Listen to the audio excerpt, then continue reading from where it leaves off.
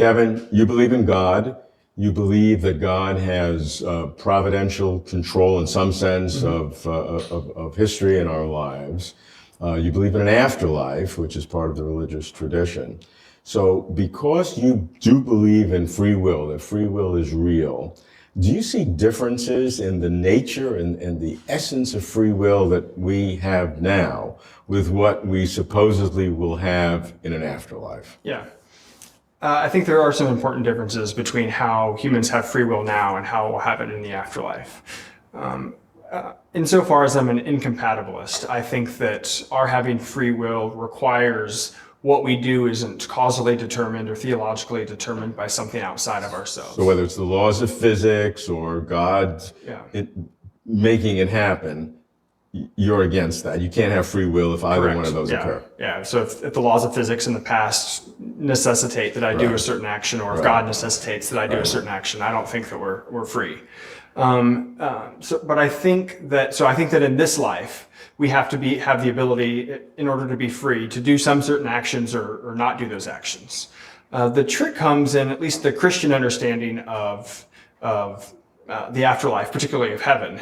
The idea is that the redeemed in heaven, there are certain things that they can't do precisely because they're in heaven. So Augustine, for example, talks about how heaven is a place in which necessarily no sin can be done. So that raises a question. Is it that the people who are in heaven are just no longer free, and that explains why they can't do evil actions? Or is it that they are free, but if they still are free in heaven, how is it, does that either commit you to people can sin in heaven, or how do we reconcile their being free with their not being able to do? When you use the word necessarily, though, it puts a very high standard on what you're saying. Yeah. And it would seem that creates a logical condition that they can't sin, as opposed to their character is so strong that they won't sin. Yeah, so I mean it in the slightly weaker, given the kinds of character that they have, they won't be able to sin. So if, for example, a particular person, Sally, is in heaven, I think given her moral character, she won't be able to freely choose to sin. But of course, in this life, she could have developed in different ways such that she's not in heaven. So it's not an absolute necessity or a metaphysical necessity or logical necessity. It is a kind of what sometimes gets called conditional necessity. So if I should have the good fortune to be in heaven, you're going to restrict my free will. So I will be less of a mental capacity. I will have less mental capacity than I do now. No, in part, I won't be restricting your free will. It might be that your character is restricting your free will, but that's a character that you yourself have developed over the course of this lifetime, for example. And it's not the mental capacity. You'll still be able to, I take it, think about all kinds of vicious, sinful actions.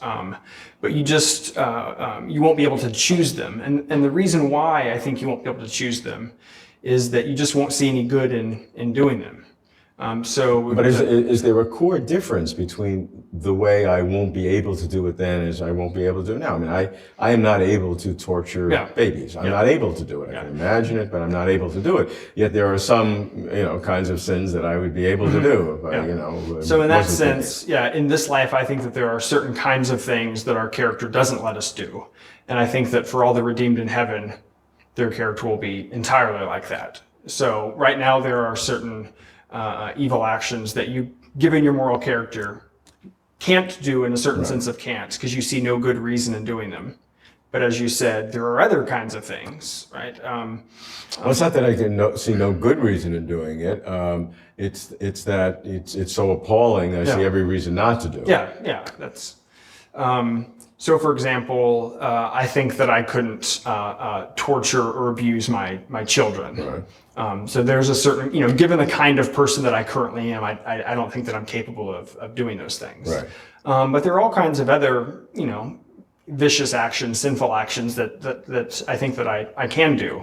For example, this is a lot lower degree of seriousness than the torture case.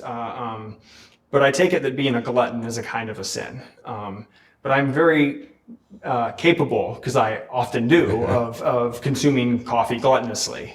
But I take it that any kind of action for which it would be sinful for me to do, or there can be the kinds of actions in heaven that I'm not going to see good reasons for doing, and I'll see good reasons for not doing those. Yeah, I hope that doesn't make heaven boring. No, I don't think that it will. There'll be all kinds of good things, right? I'll be able to consume coffee in heaven. I just won't be able to consume coffee in heaven to the degree that it's bad for me, and counts against my flourishing in a way that, unfortunately, sometimes I do now. What does that say about God's freedom in terms of if you have this difference between the human freedom to do sin or something now versus the in heaven? Is God under that same stricture? Is there a similarity between what we will be then and what God is eternally? Yeah, I think that that's actually a good way to start to shape how we should think about God's freedom. The way that I put it in some of my work, God necessarily tracks the moral reasons for doing certain things, right? So God knows all the reasons that some actions would be good to perform and reasons that other actions would be bad to perform. And God is always going to follow the best reasons.